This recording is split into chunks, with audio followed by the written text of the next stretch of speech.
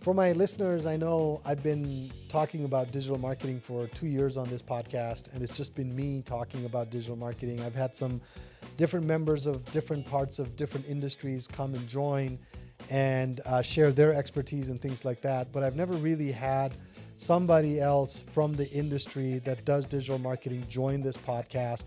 And so today it's going to be a little bit different. I've got a special visitor here today in the studio, in the live studio audience. So for those of you guys keeping track of trivia questions, Sarah is my first in-person live guest for the Corner Your Market podcast. So when that shows up on Jeopardy in 2050, you'll reference this episode and you'll be able to figure that out. But I met Sarah not too long ago. She does the same thing that I do, digital marketing, web design development. She's a phenomenal marketer in her own right. And I was just so impressed by the introduction that she gave me. And I went through her website, looked through the work that she's done. She works with her husband.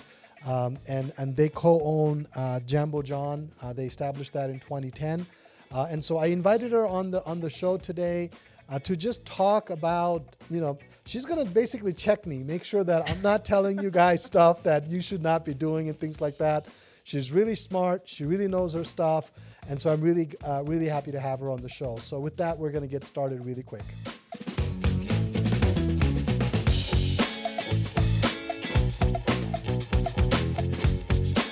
Welcome to the latest episode of Corner Your Market podcast. I'm glad you're here.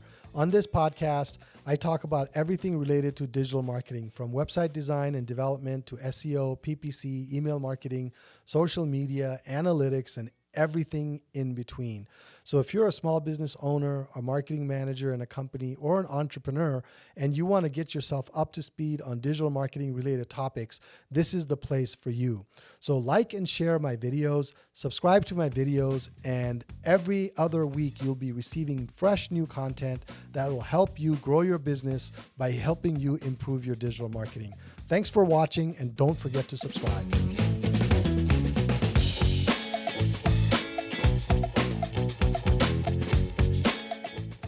Well, thank you for joining me, Sarah. I'm so glad you're able to join me. I know, like I said in the intro, you're a digital marketer at heart. You've been working with your husband. Your story kind of mirrors mine because I work with my wife. Wonderful. And so it's been a great journey. So we have a lot of things in common. One thing that I really loved about your background is your storytelling and your web design aspect of it. And then you talked about your Shakespeare plays and things like that. We can get into that in a little bit, but tell me a little bit about yourself. I mean, I don't know if I did a great job introducing you, but a little bit of more of a background on who you are, what you do, and all that kind of stuff, just for our audience to know you more. First off, thank you so much for inviting me. I'm super excited to be able to share some thoughts and feedback and ideas that we've had in our business, and I just really appreciate being here. I was born and raised in Salt Lake City. I grew up on the first curvy street in Salt Lake City. Okay. For those of you who aren't from Utah, Utah is set up as like a grid system. Right. So it's really easy to find where you're going. And I lived at the top of the Horseshoe in the Harvard-Yale neighborhood. Okay. Top of Gilmore Drive, which is kind of a cool little fact. So I went to East High School. I graduated from the University of Utah. And my first marketing job, I actually got an internship at Red Butte Garden. Okay. It's a 150-acre botanical garden that's adjacent to the University of Utah. And we helped, I helped do press checks, and I learned how to do graphic design and do print. And I actually got to go on the 5 a.m. news stories with Big Buddha because my boss didn't want to wake up that early, and I was the intern. She was like, send the intern. Go send the intern. And so I have a long history with like radio and TV promotion and professional copywriting and advertising. That's really where I got my start. And so where did you, I mean, you told me the story of your company and the name. Yeah. The Safari and everything. Yes. Can you elaborate on that? Because that kind of represents what you do for your clients too, to tell that story, right? Oh my gosh. Well, my family, like, we're big Disney fans. Okay. Disney fan? Do you like? I am okay on Disney. Okay. I still don't like the fact that they bought Star Wars, but that's a different story. That can be painful. That can be painful. Well, my family, we love to go to Disney, and we were in Animal Kingdom in the Africa section, and it's so cool because Disney just goes all out in their storytelling. You know, they got these roads that looks like there's all these cracks, like it's a really old road, and they have animal prints, like the animals have come through with the mud. And we're in line for the safari, and over the loudspeaker you hear Jumbo, and that's welcome right. to Kilimanjaro Safari, and that's the name of the safari, is the Kilimanjaro Safari. And they've taken the swampland of Florida and transformed it into the Sahara Desert. Wow. It's just incredible. It is incredible. And so my husband is standing in front of me, and my brother-in-law turns to my husband, and he says, Jumbo, Johnny, because my husband's name is Johnny. And so Jumbo means hello in Swahili. And at the time, web development was Star Trek. It was cold steel and metal and really simple and really plain and really sterile. And we thought, what a great idea, because the internet really is like a safari. It is. You can get lost. You can get lost. Attacked. You can get attacked. Ambushed. You can get ambushed. Well, I don't know about you or any of the listeners. I would never go to the safari by myself. I mean, I want to go to the safari, but I would never do it alone. Like a real life, like a real life in safari. East Africa. Yeah. Yeah. And it'd be so cool to see the elephants and see that watering hole where all the animals congregate, and you know, to see the different cultures and things like that. And so owning a business is like being on safari. It is. And if it's not a safari, it might be like climbing Angel's Landing, or it's challenging. It really is. You need a permit now to go up Angel's Landing. I got a permit. Okay. I did it in a snowstorm. Wow. We can talk about that one later. But and so we really wanted to have a feeling of like we wanted to be the guides. Like you'd go to the outfitter and you'd get the right Jeep and you'd get the right equipment and you'd have a guide that help you avoid the pitfalls and help you avoid the predators and help you get the front row seat to that watering hole. Now, it's really cool because in Africa, you're going to go find that flock of birds, or you're going to go find the giraffes. But in marketing, you get to design it. Right. That's a good point. Right? Yeah. You create it. You create it. So part of the digital marketing story is like, do you want to wear feathers? Do you want to have really bright colors? Do you want to be kind of camouflaged? Do you want to be a little bit more subversive? Or do you want to be in the water? So the first part of that is how do you want your tribe to look? Right. So you've really taken the safari, because I heard a couple of things there. You talked about safari, the unknown, the challenges and everything like that. But then there's also that creative element to it, right? Because you said, oh, you can create this and you can build this. And that's a really good way to capture digital marketing, because I think one thing that I've learned is things can really blindside you in terms of what is this, you know, what does this mean, or how do I approach this? What do I do with this, and things like that. Yeah. So how do you walk your clients through that journey? I love that question. Thank you so much for asking that question. My first thought is, I think that we have a lot of intuition, but we don't necessarily know why we're having a feeling about a brand. Okay. And so, for example, all of the banks use blue. Yeah, they do. In some version. It might be blue and red and white, or it might be blue and white, or it might be blue. Yeah. Right? So like blue represents security. And don't you want your money to be secure? Yeah. Right? So the intention of like, why do you need to go through a process is like, as a business owner, you think, oh, I really like the color purple, or I really like red. I want to make my brand red. Well, what does red mean? Right. Right? What does red remind people of? What's all of the fast food restaurants, or what? Red, right? Yeah. Yeah. And yellow. And yellow. McDonald's, right? Yellow, yeah. In-N-Out, Wendy's. Yeah. Taco Bell. Like it's just interesting. So as you dive into digital marketing, then you can start peeling back the layers and be like, well, why did they choose that? Right. And then how, as a business owner, can I make decisions consciously based on my intentions? Right. That's a good point. That's a good point. So yes, like what's the process with that? I'm a storyteller. I'm a writer. I've written over 7 million words since 2017. Since 2017, 7 million words. 7 million words. It's crazy. How do you keep track of that? I have a software program. Okay. It's kind of like an Apple Watch with your exercise. Like counting your steps, you count Yeah. your words? Yeah. Wow, that's crazy. And they give you stickers, which makes me happy. And so, but here's the thing is like, you have to play the tech game for Google to introduce you to its customers. Right. But you have to play the story game in order to create an emotional response. And a connection. And a connection to the people who will be buying the product. That's a great, that right there is gold right there, because it's like you have to use both sides of your brain, right? Yes. I think sometimes digital marketing guys get so geeky. They're explaining XYZ, analytics, conversion rates, page views, all these nuances. Yes. But then they're like, well, the customer's like, well, why aren't I getting any business out of this thing? Well, you just got to give it more time, you know. So I like your answer there. You have to marry the art and the science. Yes. And that I mean, whether you're doing digital marketing with paid ads or your social media presence or your website, you have to marry the art and the science of it. It reminds me of, this is not a long story, but I used to work for a big advertising company in Arizona. And the guy that ran the TV ads, that did all the, he was in charge of like the creative department, big ad guy, came from New York, spent many decades working on commercials. And he told me, I was still, fairly new to marketing at the time. He said, in order to make your commercials work, you either have to have a baby or a puppy in it.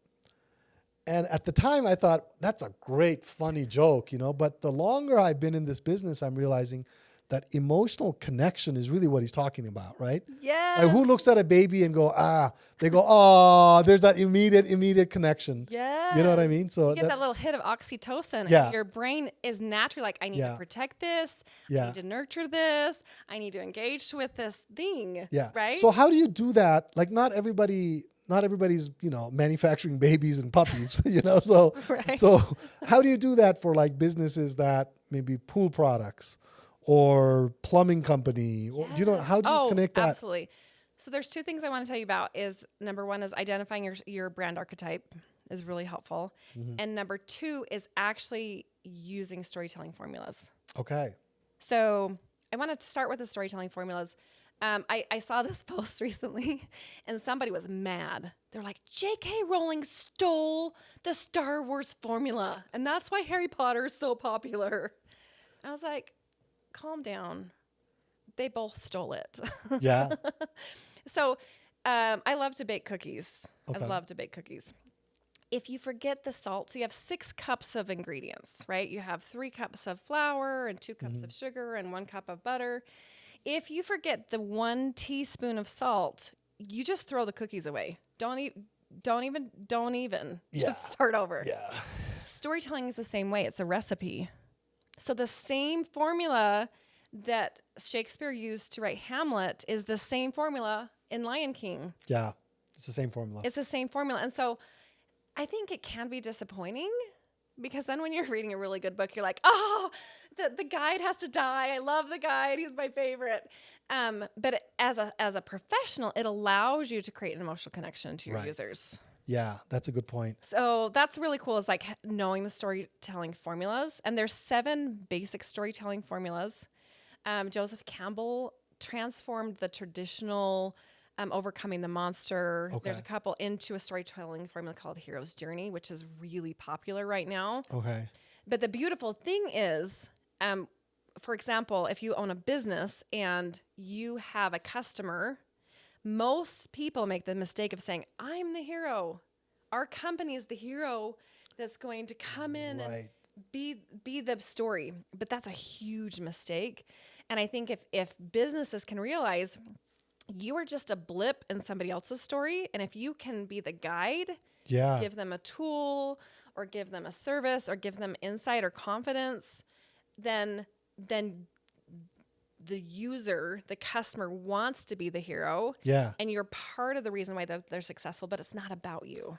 That's a good point, because I think when you think of brands or companies that you feel like are really good and you want to talk about, like I talk about businesses that I interact with where I feel like I'm the hero.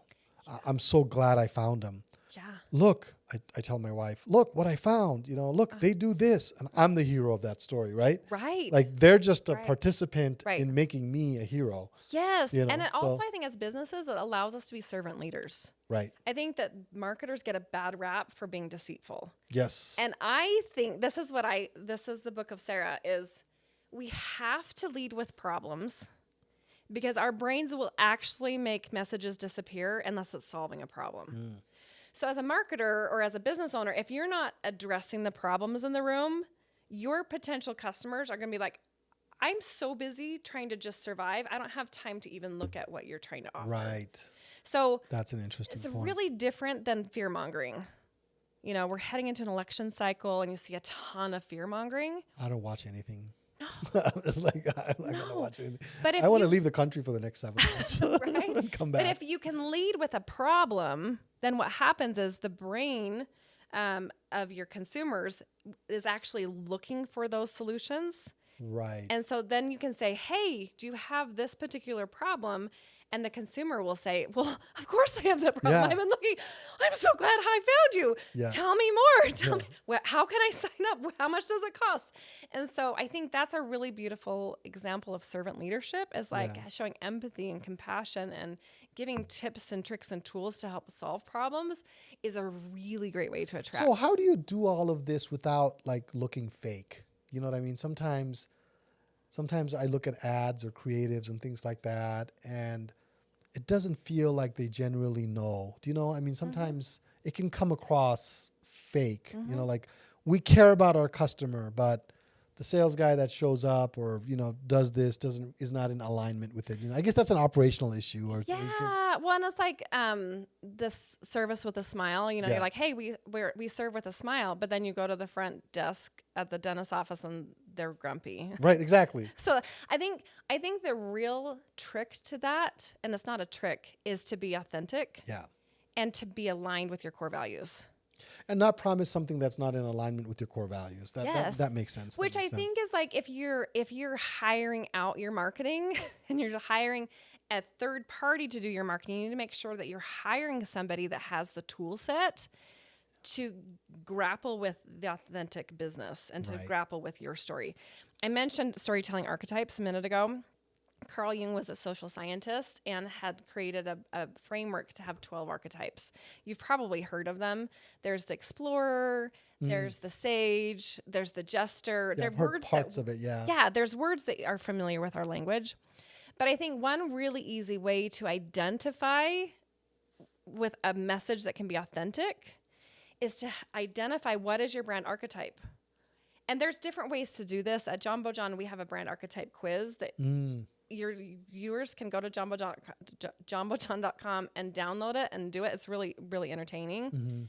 But the idea is like we're going to lead with what's important to us. Right. So, for example, if you go to the Jumbo John website, there's tons of adventure.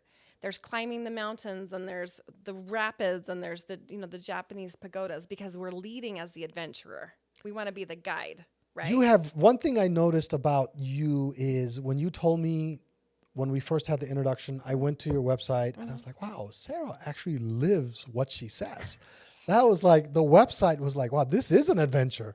So talk about being authentic is that you were really authentic in the way you presented yourself. Thank you. And then it was backed up by what I saw. And I was like, oh, they're really special. So oh my gosh. Just wanted to give you that thumbs up there. I love that. One, I think as the brand is like, if you understand what your brand archetype is, then when you hire your social media team and you hire your web team and you hire your new sales team, you're like, this is who we are. And you attract people who embody that as well. Yeah.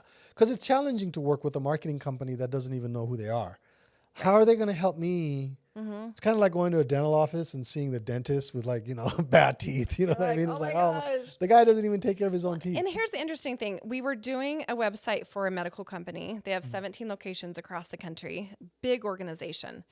And we had decided that we were going to lead with the sage archetype, which a lot of businesses use the sage archetype. The sage archetype is like, you are the expert. You've been through the trenches. You know what not to do. you have the wisdom and the authority to help guide and to teach people. Got it. That makes sense. I can see why businesses use that. It's Yeah. very common. Yeah. But the language wasn't landing. It didn't feel right, the language inside the website copy. Okay. And so we switched the language to caregiver. Okay. So one of the archetypes is a caregiver. I said, I'm going to watch over you. I'm going to help guide your healing. I'm going to monitor your progress. I'm going to make sure that your mental and your physical and your emotional needs are taken care of. And it transformed the website and took it from sterile to magic. Interesting. And so it was just that one little thing is like we were heading in a direction that we thought was authentic, but it didn't feel right. Right. And then we switched it just based on this one piece of information. And then it felt like this was in alignment with the core values of the business owners, as well as the experience that they were managing in their operations and on. Very cool. So now switching gears a little bit because we are in the year 2024, right? Yes. How is AI going to impact this stuff? I know I put that in the sheet there. Just to I saw that. Yep. You know what I mean? Because that's one of the questions I get all the Yeah. time is, Yeah. are you writing it or is AI writing it? Are you doing this work or is AI doing it? You know, how are you guys approaching it? I love this question. And I think this is something that I don't think that anyone knows the full answer to this yet. Just like I was hoping you did. That's why I you're did. here, Sarah. Well, here's the thing is like in 2007, did we know what smartphones were going to do? No. Did we know like at the brush of the internet, like what the internet was going to do? No. We just walked through a portal. We just walked over a threshold of AI to the public. And so I think that we can have some ideas of what to do and how to manage it and how to use it. So I'd love to share with you my thoughts about it. Oh, absolutely. Yeah. And I also recognize that if we look back at this, if we're on the Jeopardy channel in 2050, you'll right? be the first. Yeah, you're the first. And we'll like reference this information. we may have it wrong, right? Yeah. So I think that it's a paradox because I think that AI is a tool that we can use to create marketing and to facilitate copy and to create blog posts and to create landing pages. And if we don't use humans, I think that we miss the magic. Right. And so I like to think about it like, for example, in the 1800s, a job that was available was a window knocker. Yes. And if you wanted an alarm clock, you would hire your neighbor to go knock on your window. That's kind of creepy. That's kind of weird. Right? I've seen pictures of the people like in London. They have these little broom things that they basically knock on the window. Right? Yeah. That was a job. Yeah, that was right? a job. And so like, that's not a job anymore. And so I think that we have to learn how to be flexible and realize we have to pivot. And But the Window Knockers Association is still, I don't know, I'm just joking. They're still pretty upset. Yeah. They're still pretty. So I think like, how can we use it but not become a slave to it? And how do we use it to help facilitate growth but not take away the heart of the human experience? Yeah. And so what I like to recommend is an AI sandwich. So anytime you're using AI, it has to start with really good input. Absolutely. Absolutely. The better your input, the better your output. Absolutely. So for example, my husband, who's a programmer, he's our lead programmer, he programmed something in one day that would have taken him 8 to code by hand through AI.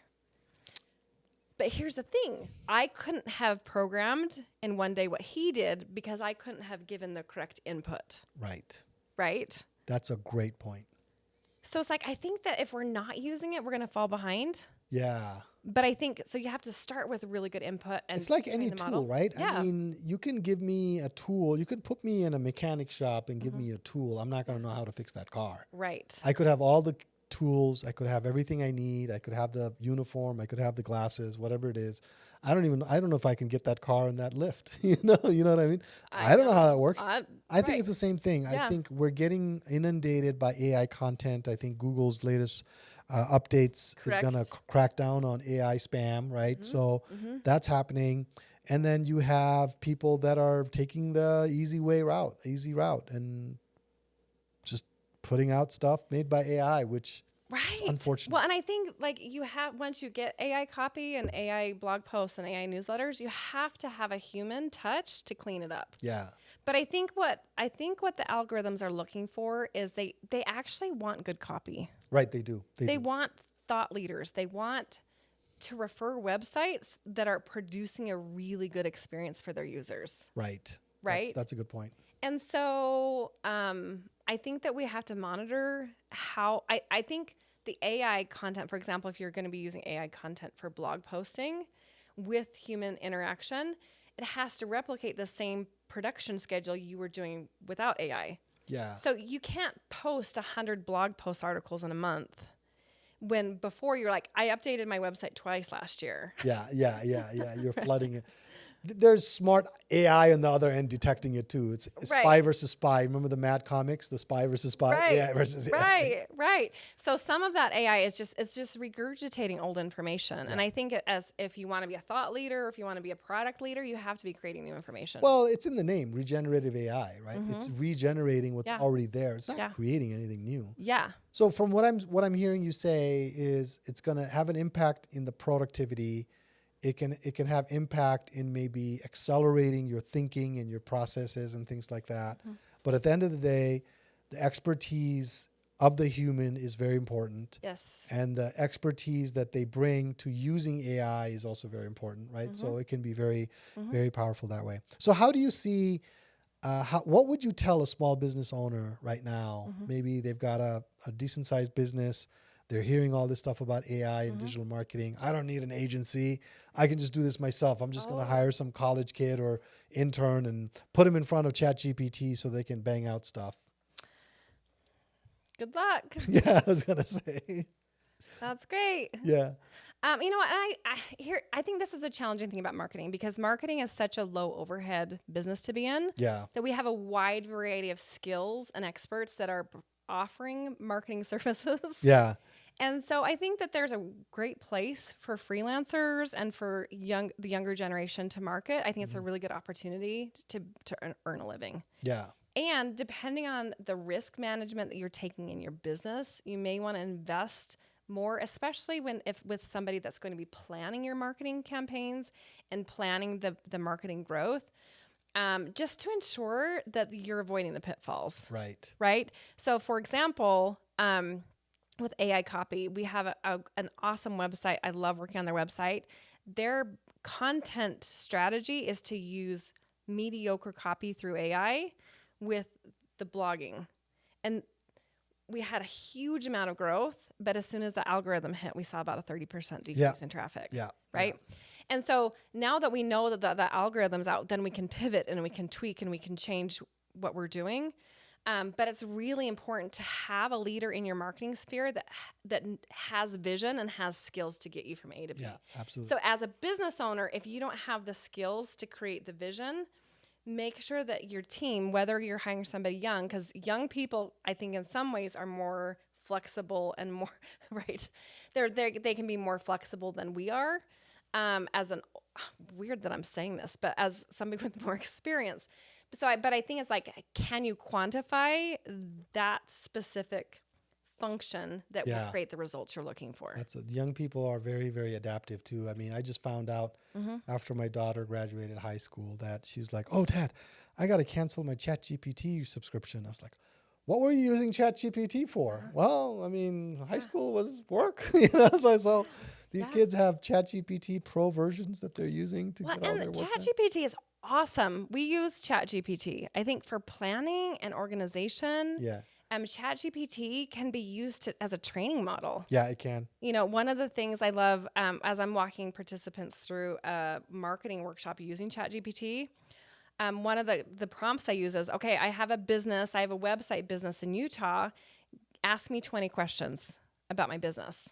Okay, so now I have a list of questions that ChatGPT came up with. Yeah. And either I can answer them or I can say, based on what you know about website development for WordPress, what would your answer be for these questions? Okay, now with the answers to those questions, make a 12-month marketing calendar with a theme for each month and 4 blog post article titles for each month. Wow, that's impressive. And then in 20 minutes, literally in 20 minutes, I have an outline for a marketing campaign. That's now, awesome. I still need to do the legwork. Yeah. I can write copy with the ChatGPT, but if I'm going to make it unique to Jumbo John, I have to have really good input. And then I can mold it, but then I need to have really good output at the end to make sure that it's giving new value to the users. Yeah, that's awesome. I love it, Sarah. I think you've shared some really good nuggets here. So you've already mentioned your company website name. How can people connect with you? If they want to get a hold of you, do you want to, I don't know, you don't have to give out your email address, but maybe send them to your website, absolutely. your LinkedIn. We can drop it in the show notes and things like that Absolutely. for our listeners and things like that. So You can find me on jambojon.com. Jambo is JAMBOJON.com. And we have a couple of really cool, totally free tools. You can you can audit your website, pop in your URL, and you get it's usually between 17 and 25 pages of notes about what you're doing well and what Google wants to see better on your website. wow. In addition to that, you can take our brand archetype quiz and identify your top 1 and 2 brand archetypes and learn all about what colors tell that story, what fonts tell that story, what are the main objectives in marketing and sales within that brand archetype to see if what you've already created is in alignment with what your goals are. And then how about your LinkedIn? Do you want to, I can put it in the show notes for that. Yeah. You just Google or just look in the search bar for Jumbo John websites and you'll find us. Okay. Very cool. Very cool. So when's your next safari? Oh my gosh. We just got back from Disney World like Did you 10 really? days ago. Wow. Yeah. Wow. So you guys love Disney World. We love Disney World. Awesome. And they still say Jumbo, welcome to Animal Kingdom's Kilimanjaro Safari. They still say it. Wow. Well, that's cool. Well, thank you, Sarah, for joining this podcast. Like I said earlier, this is going to be a great trivia question in 2050 on Jeopardy. So make sure you bookmark this YouTube video, this version, and do follow Sarah on her LinkedIn and also reach out to her on her website if you have any questions. With that, I just want to thank you, Sarah, for joining me from your very busy schedule and being a part of this podcast. And hopefully we'll do this again. Maybe it'll be an annual thing. I would love it. Just Thank talk you marketing. so much. I love that you're sharing marketing tips and tricks. You have a great audience. I love that you're sharing your wealth of knowledge to the community. So thank you so much for having me. Well, thank you, Sarah. You're welcome.